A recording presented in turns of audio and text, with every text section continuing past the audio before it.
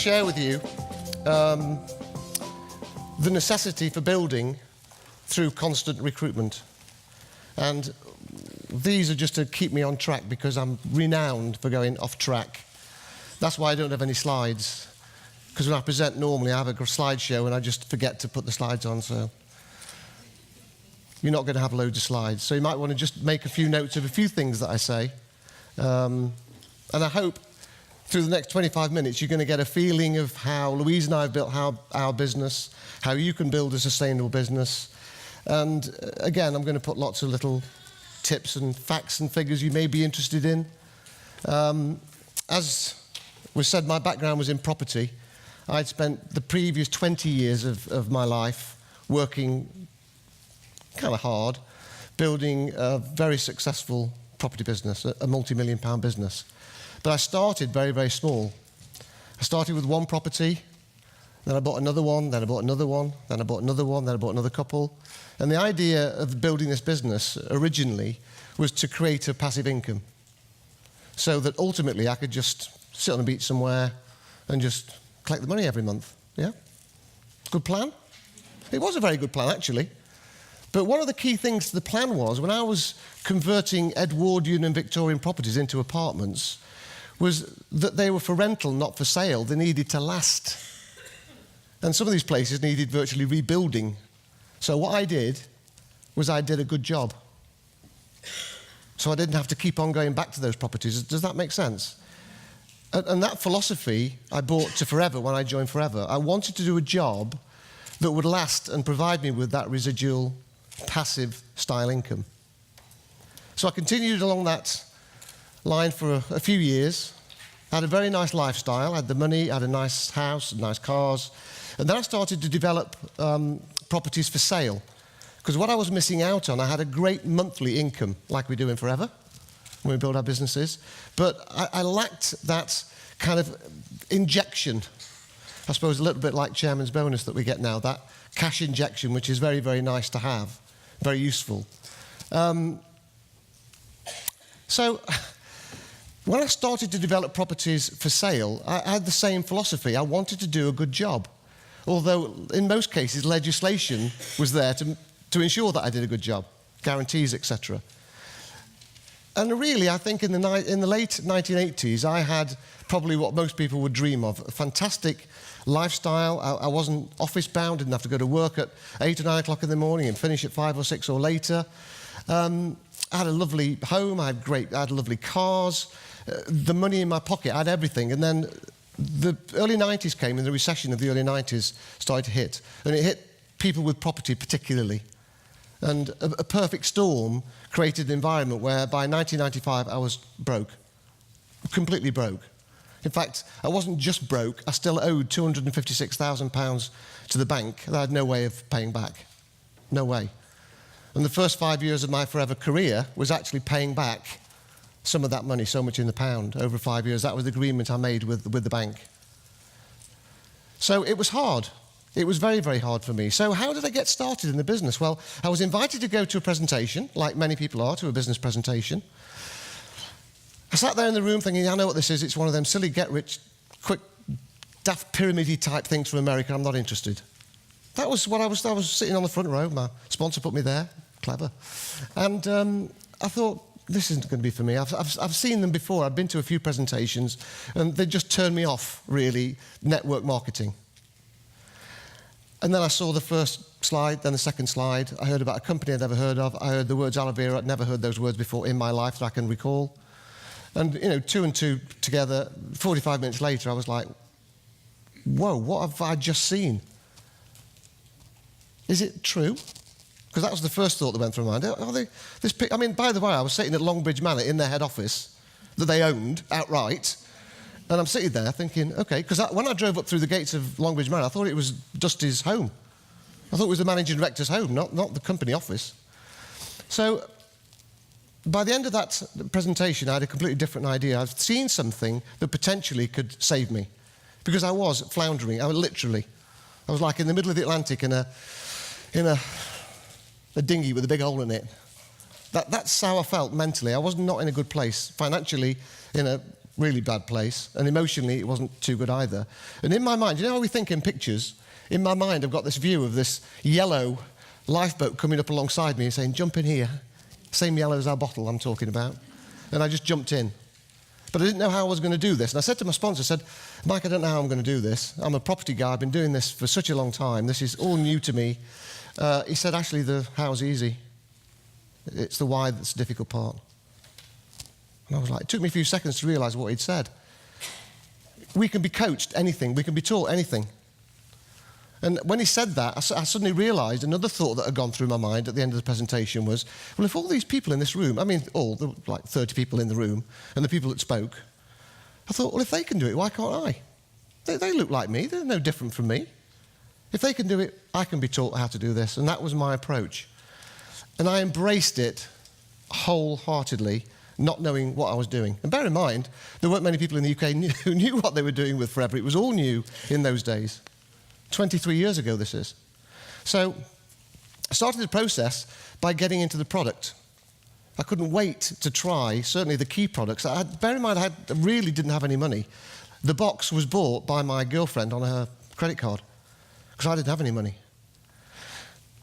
So I started to get into the products, and I thought, wow, this stuff's amazing. I got a great benefit. I was extremely fit at the time because I spent a lot of time in the gym during those months.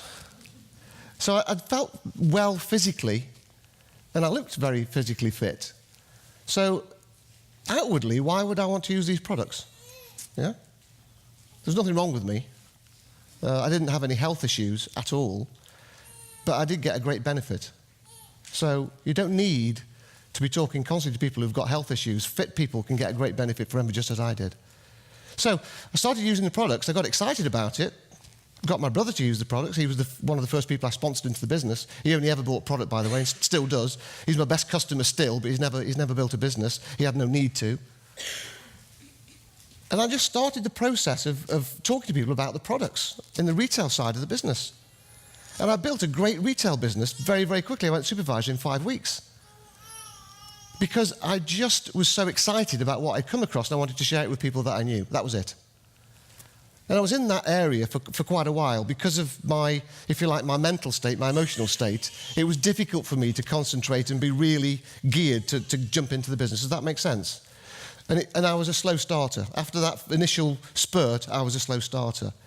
But, I was determined that this was going to be the thing that saved me. I'd met Louise by this point, by the way. And I realised that potentially I could, at the back of my mind, if I was prepared to work hard enough and learn the skills, I could get back potentially to where I was before in terms of income. But I didn't join for that. That's not why I joined. I didn't join Forever to get rich quick. I joined for security. That's why I joined Forever. I'd been, if you like, most people, the majority of people would consider where I was a rich person. Whatever that might mean to you, I don't know. But most people would consider me well off rich at that particular point in my life, in the late 80s, early 90s. But I wasn't in 1995. So I'd been there, I'd had all that, done that, and that taught me a lot about wealth and how you can use it and how you can protect it and how you can build it. And I brought that across to Forever in my philosophy, building my Forever business, but I knew it was going to take time. Just like it took me probably 5-10 years to build my property business to an extent that it really started to impact on my life financially. I could have a much bigger house, much nicer cars. Does that make sense? It took time for me to build that property business, and I knew it was going to take me time to build the Forever business. So, this is what I'm going to be talking about. Constant recruitment. It is important. It's a no-brainer, really. Can I have the next slide, please? Well, my only slide. This is my mantra for 2018. It's going to be up there for a while, so don't think you've got to rush to write it down if you want to. No matter how many mistakes you make or how slow you progress, you are still way ahead of everyone who isn't trying. Just absorb that. Because most people out there, most people you're talking to prospect into your business, aren't trying. They're just not trying. And most of those people don't want to try. They'll never try. You're wasting your breath on them. So get through those people quickly, yes? Find the people who want this business. I'm a big believer in quotes. One of my kind of, if you like, when I read, I love to read autobiographies. and of successful people. And that can be sports stars, stars from the arts, from film, etc. I love to read those kind of autobiographies. I don't really read very many political biographies, apart from things like from Winston Churchill, books written about him. He's got some great sayings that really apply to us in what we do on a day-to-day basis. But I have several books on quotes, and this is a quote I picked up many years ago, and I think this is really is something that we should think about in our industry. And it's an old Chinese proverb that's unnamed. And obviously it's a very old proverb. And it says, if you want prosperity for a year, grow grain. If you want prosperity for 10 years, grow trees. If you want prosperity for 100 years, grow people. And that's what we do. That's what Rex has done for 40 years, has grown people. The other thing is that, and I meant to actually, I did mean to bring my book from GoPro, Recruiting Mastery, that we attended last November in the United States in Las Vegas. We go every year. Eric Worre, anyone know Eric Worre? Read his book? He's amazing. That book, I think, is probably one of the very best books about network marketing you'll ever read. When you go to his events, they are stunning. I mean, literally stunning. You'll be blown away. And I would recommend. He's in Las Vegas again. It's every year in December this year at the MGM Grand. It's a 3-day event. Please, if you can save, I mean, you've got lots of time to save up for it now, haven't you? It's January. I would recommend that you get the information and go along to that. And one of the, if you like, sayings that I picked up in November, which I really loved, was, in this business, what we need to do. The main thing is to keep the main thing the main thing. I thought that was just great. Because the problem is we don't. You know, when we set up on our career, we get sidetracked. We don't think about the main thing being the main thing and keep the main thing, yeah? The main thing is to keep the main thing. And if your main thing is looking at forever to provide your future and your legacy, think about that. I've got some things here I've written down, and a lot of these are from notes that I took last November. You don't need to do everything right. You just need to do the right thing. You know, the integrity in this business is paramount. If you're going to build a sustainable business. So I don't know how long you've been in the business, the people in the room, but who would like to have a considerable 6-figure income guaranteed in 23 years' time? Put your hands up. That's virtually everyone. If you want to achieve that, you've got to build this business right. One person at a time. That's how you do it. This is a very, very old one that I picked up over 20 years ago. People don't care how much you know. They need to know how much you care. This is all Rex's philosophy. This is how we build sustainable businesses within this industry. It's about people. It's about caring for people and with integrity. The next thing I've got here on my cue cards is most people don't finish anything. Do you get that? Most people don't finish anything. And that is people who want to give up smoking, people who want to lose weight, people who want a better job, they want a promotion at work. Most people don't actually finish anything. And you have to have that in mind as you're building your business.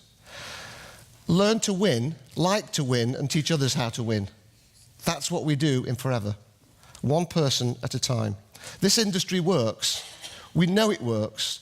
When you get negativity from people you may know, or to complete strangers, about what we do, please do not be misled by anything you hear. This industry works. It's huge and is growing every single day. Network marketing globally is massive. And you're a part of it. And this business is by no means, well, the industry, I should say, is by no means mature. It's a long way from being mature. So we know it works and have that confidence. I would like you to write this down, because we use this saying all the time when we're talking to people and bringing new people into our team. We'll use this all the time. But this is what I want you to write down. I will help. Full stop. Okay? I will help, full stop. New sentence. You build your business. Because the success of people you bring into your team is down to them, it's not down to you.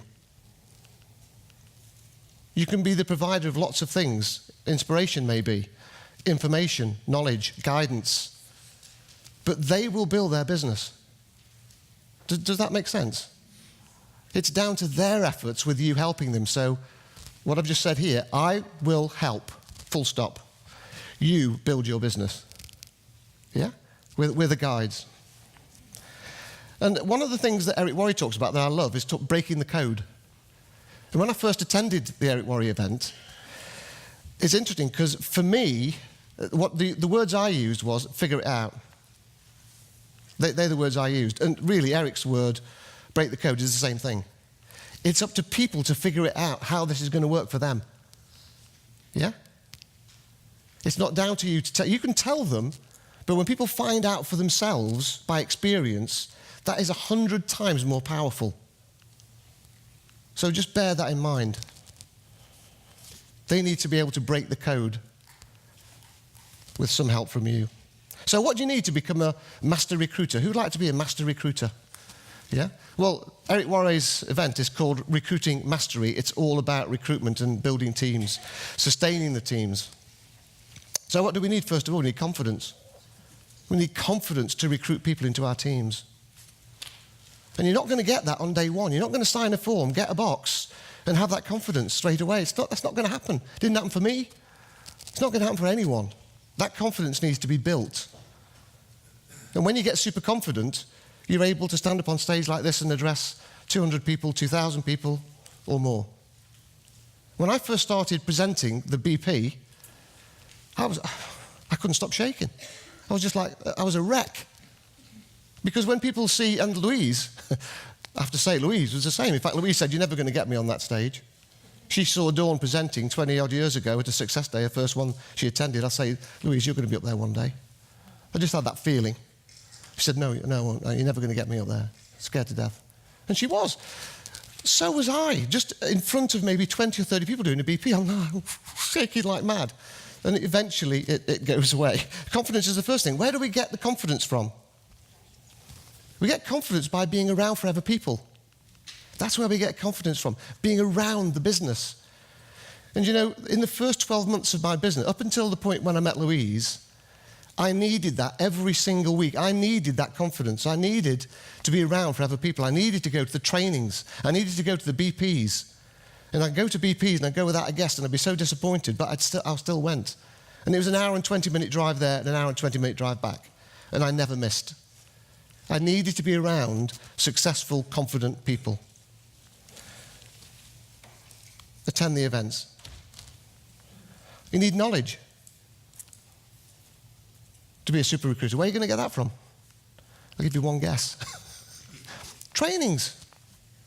Forever events and trainings, that's where you get it from. And you need a why. They're the 3 things you need to be a super recruiter. Does that sound simple? Yeah, simple maybe. Is it easy? No, not for most people. It takes time, it takes effort, confidence, knowledge, and having a reason why. That's how we build our businesses. That reason why is going to keep you in the business for the next 5, for the next 10, for the next 15, 20, 25 years and beyond. That's what's going to keep you in this business and around it. And you know, I've heard lots of people say it in different ways, and January's got a great way of saying, you have to be around this long enough to earn the big bucks.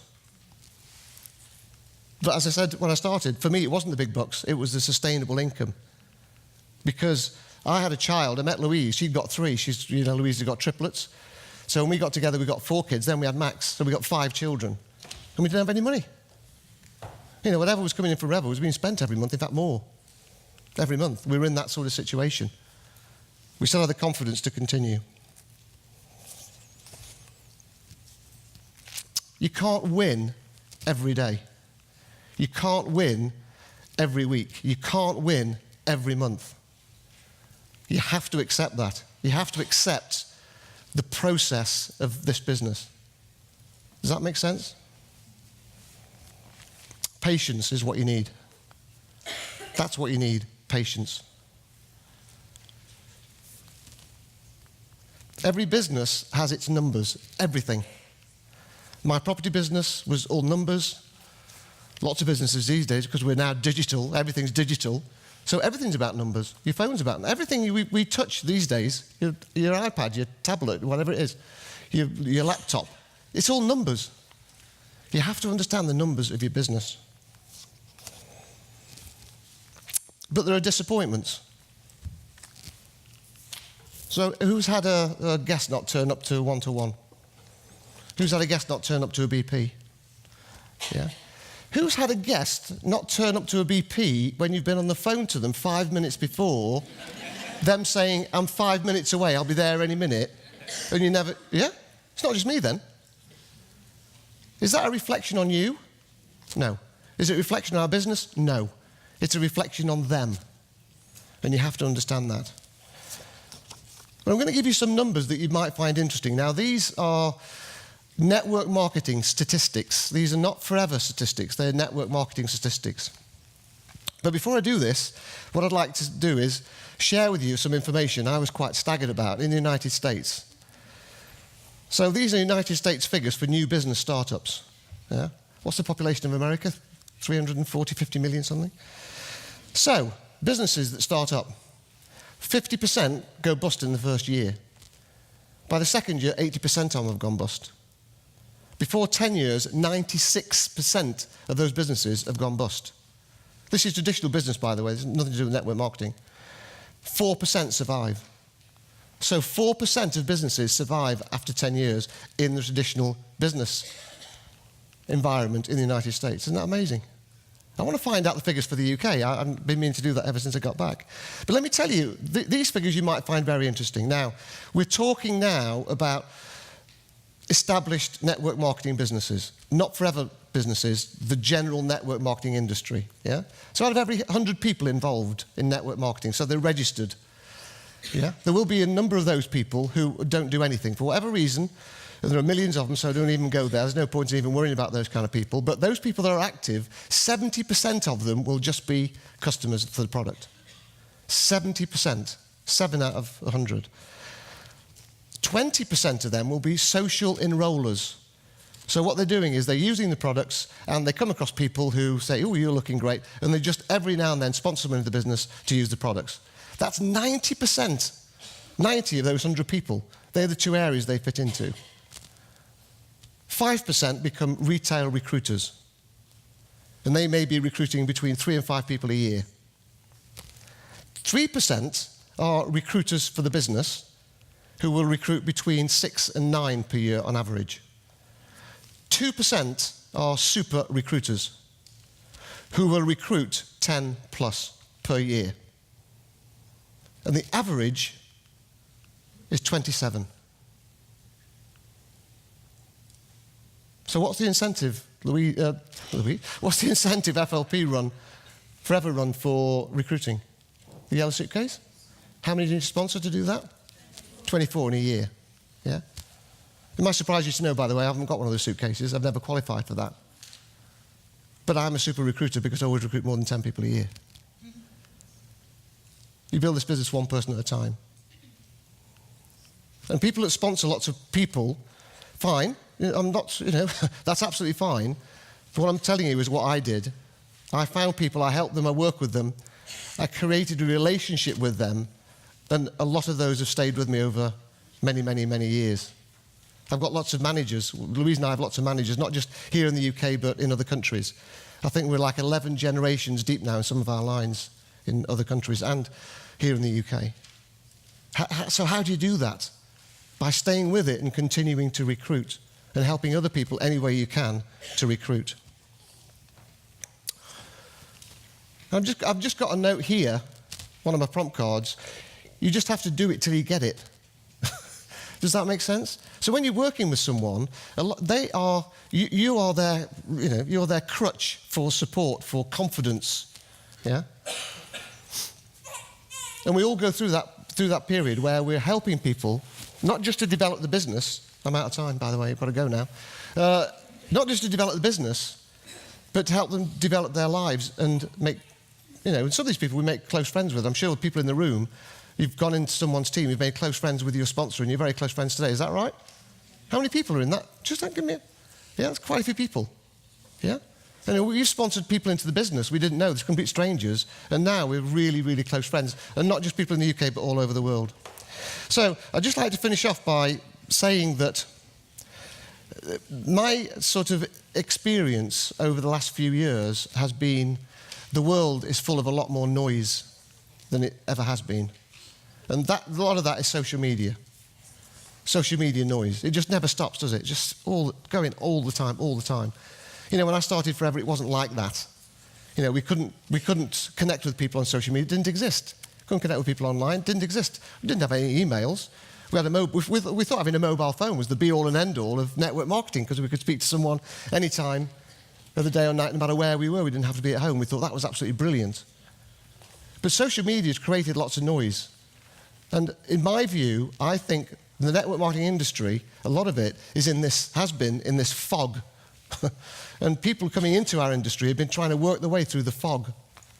And it shouldn't be like that. Things should be much more clearer. I don't recruit through social media. I never have done. Neither does Louise. But we use social media for connecting with our team here and in other countries. So why do we need to recruit? Why do we need to recruit people into the business on a regular basis? Why do we need to do that? Because when you do something regularly, it becomes a habit.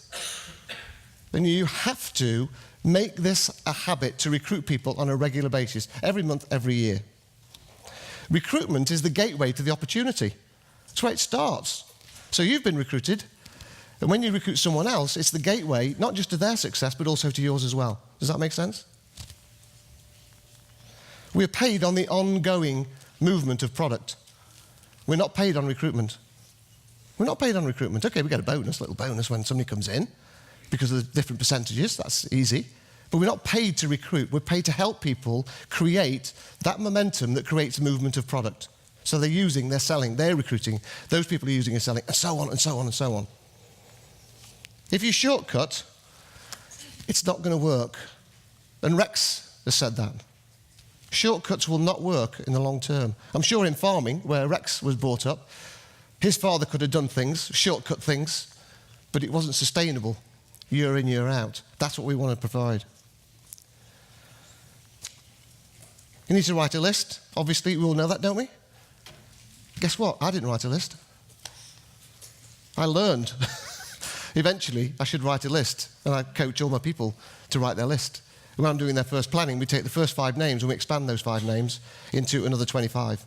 That's what we do. That's the process. Show them how to expand their who do they know list, their database.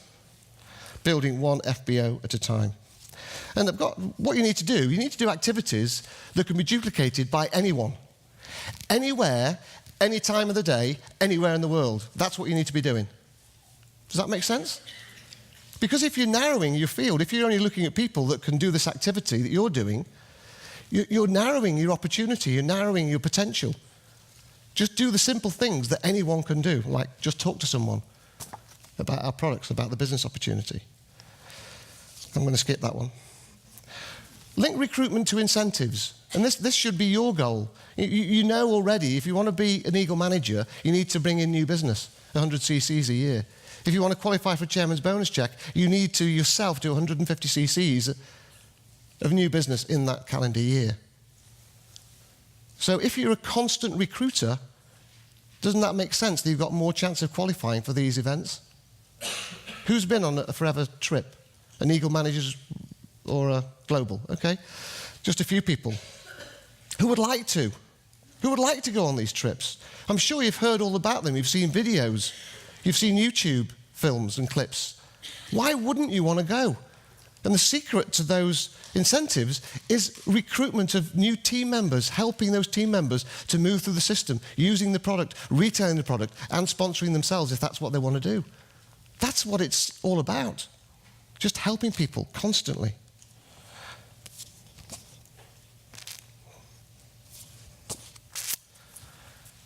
You need to lead by example. This is the key. And when you're new in the business, you may think, oh, I can't lead by example because I don't have an example, I've just got involved. You have a sponsor. You have a sponsorship upline, you've got an upline manager somewhere. Yes? Lead by example and show people the example, but what you need to do yourself is become that leader if you want to build a business. And I guess everyone in this room wants to build a forever business. I'm just taking that for granted. You're not just here because you want to retail a few products. You want to build a business. You want to build a sustainable income that you can retire on, that you can leave as a legacy to the next generation or anyone else that you wish. That's what this is all about. Forever are one of the very few legacy network marketing companies in the world. And I actually know personally 2 people who've inherited business from a parent. It works. Think bigger. Create some big dreams for yourself. That could be a driving factor. Be stronger. Be stronger as a person. Stand up to the negativities that you might be getting from people. Move faster. If you want to be successful and you want to be a super recruiter, these things you need to do. Leap. Take a leap of faith. Trust me, the net will appear underneath you. That's what you need to do. And I think anyone gets involved in Forever, Bob, takes a leap of faith, don't they? And that's what we need to do. Take a leap of faith that you can create your own greatness. You can create whatever it is you want to create. So my final message to you is quite simply, let's go and tell the world what we've got. Because you know what? There is nothing better. Thank you.